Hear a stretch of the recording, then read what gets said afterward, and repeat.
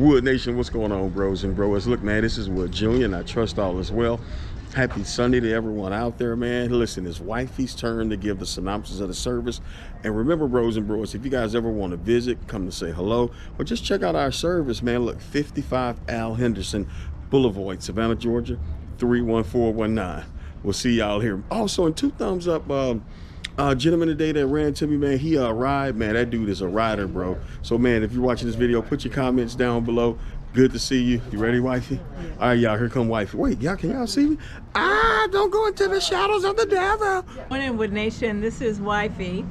So we continue the series Christmas with Compassion, Genealogy of Jesus, or Genealogy of Christmas. This is week 3, and the focus is on Rahab from the book of Joshua, chapter 2, verses 1 through 21. And campus pastor Harrison Huxford shared the word today. So to provide context before we enter into the book of Joshua, I'll be reading from Matthew chapter 1, verses 5 and 6. Salmon, the father of Boaz, whose mother was Rahab. Boaz, the father of Obed, whose mother was Ruth. Obed, the father of Jesse, and Jesse, the father of King David. All right, so let's enter into Joshua chapter 2, verse 1. Then Joshua, son of Nun, secretly sent 2 spies from Shittim. Go look over the land, he said, especially Jericho. So they went and entered the house of a prostitute named Rahab and stayed there. So, to provide some more context, Rahab was a prostitute. She was also a non-believer, okay?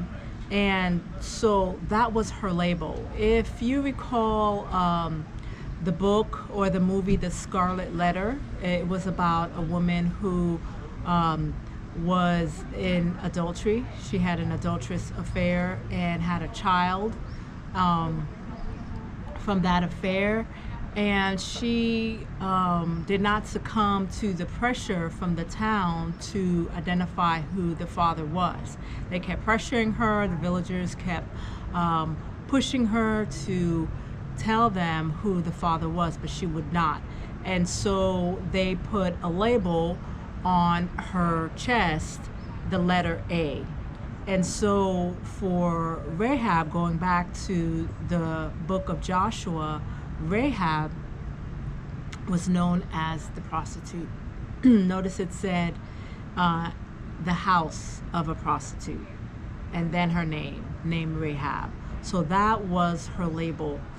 However, as we continue to read the book of Joshua, we'll see that your label doesn't have to define you, okay?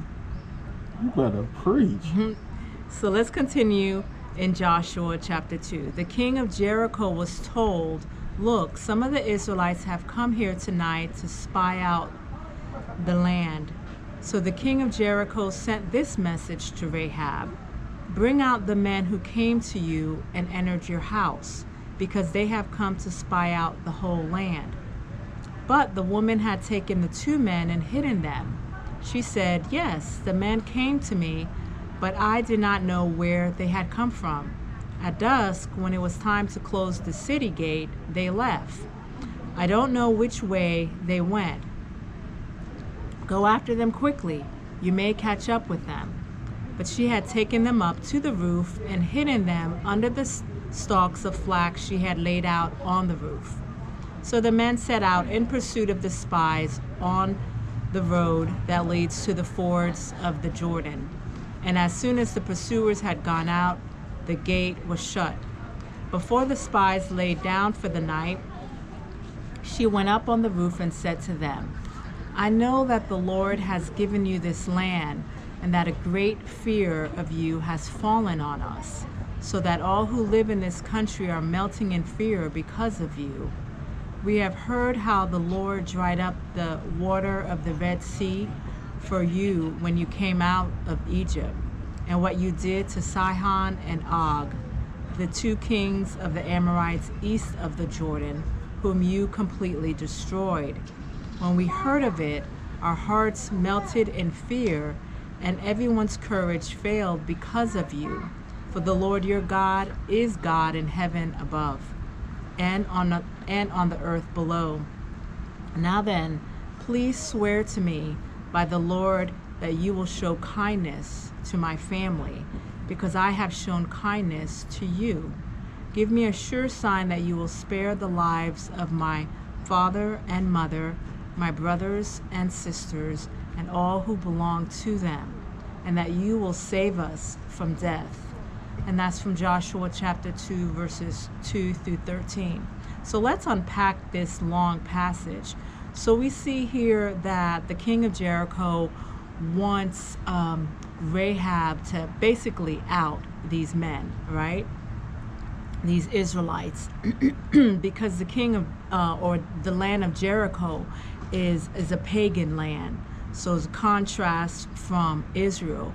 So the king is using Rahab to out these men and say, bring them out, okay? So that basically we can kill them.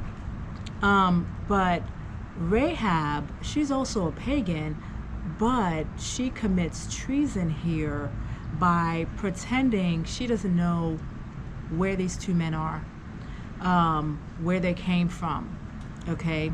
So she said, they came to my house, but they left at dusk. I don't know where they went.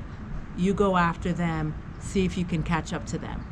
But we see in the passage here, and it's in parentheses for us to recognize what she really did.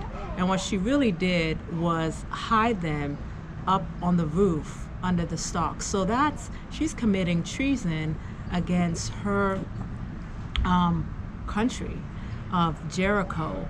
And she takes that risk, we see here, because she knows the Lord. She says, or she's heard of the Lord. And she says, I know that the Lord has given you this land, and that a great fear of you has fallen on us. Okay, so she's heard about Israel's God, and she's fearful of him. And fear in the natural sense, but also in reverence. She also knows some of the history. Notice that she refers to the Red Sea. Remember the parting of the Red Sea, and how how God had rescued the Israelites out of Egypt from their enemies, parted the Red Sea, allowed them to cross through the Red Sea on dry land. So she knows the history of the Israelites. And she also mentions Sihon and Og, the two kings of the Amorites east of the Jordan, whom you completely destroyed. She's very familiar with this story, and she wants to be a part of it. She's not only referencing this history, but she is saying, I'm taking a risk, and I want to be a part of this risk. I want to be a part of God's story, basically. I want to be a part of this genealogy, me and my family. So because I've shown kindness to you, she's saying, show kindness to me, and not only to me, but also to my family. So then we continue from Joshua chapter 2, verses 14 through 21. Our lives for your lives, the men assured her. If you don't tell what we are doing, we will treat you kindly and faithfully when the Lord gives us the land, and that's the land of Jericho. So she let them down by a rope through the window, for the house she lived in was part of the city wall. She said to them, go to the hills so the pursuers will not find you. Hide yourselves there for 3 days until they return, and then go on your way. So she's very familiar with this land and how to hide. Now the men had said to her, this oath you made us swear will not be binding on us unless when we enter the land you have tied this scarlet cord in the window through which you let us down, and unless you have brought your father and mother, your brothers, and all your family into your house. if any of them go outside your house into the street, their blood will be on their heads. We will not be responsible. As for those who are in the house with you, their blood will be on our head if a hand is laid on them. But if you tell what we are doing, we will be released from the oath you made us swear. Agreed, she replied. Let it be as you say. So she sent them away, and they departed, and she tied the scarlet cord in the window. And that's from Joshua chapter 2, verses 14 through 21. And so we see here that she's made an oath. She's agreed to an oath with these men to not only keep her family in the house, but also not tell her family, not tell anyone what the men are planning to do, which is to take over the land of Jericho. And so for that, she and her family are spared. And then as we see, going back, she's part of the genealogy of Jesus, because we see here, going back to Matthew chapter 1, verses 5 and 6, Salmon, the father of Boaz, whose mother was Rahab. So very significant here. We also see that her label has changed, right? Her label has changed from prostitute, from pagan to God follower. We see her label has changed to one who is faithful, okay? Because she committed treason against the land of Jericho, so that because she believed in the God of Israel, and also because she wanted her and her family to be spared from death. She's heard about the God of Israel. She's heard about him, and she wants to be part of that story. She wants to be changed, and only God can change our label. So when we look into the mirror, sometimes we have a negative image of ourselves, of the label that either we put on ourselves based on the bad choices we made, or the label that others have put on us due to the sins that they committed against us. But God can change your story too. If Rahab can change, you can certainly change through Christ. And another point that the pastor made is biblical faith equals trust and believe. And we see that Rahab certainly demonstrated biblical faith by trusting and believing in the God of the Israelites, making their God her God as well. Our labels don't have to define our legacy. And so because she was obedient and tied the scarlet cord in the window, if you continue reading the story in the book of Joshua, she and her family were spared. And so that's her legacy, and she's part of the genealogy of Jesus. And so hence your labels don't have to define your legacy. The label that you put on yourself, the label that others put on you. Instead, go to Jesus. Trust and believe. Demonstrate faith that only God can provide to you. Only God can give us that faith.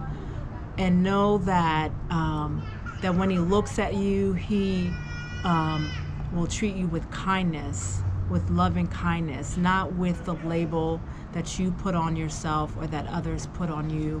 When God sees us, he doesn't see the label. When we come to God in trust and belief, he will transform us from the inside out, just as he did for Rahab, and we will be changed permanently. Be blessed. Hallelujah. Ooh, evangelist. First lady, only lady. Thank you, love. Ooh. Come on, and you got the Jericho shirt. Come on. Ah, that's Woo. true. Isn't that something? Let me march around my day. Look at that, guys. Make it happen. Good job, Booski.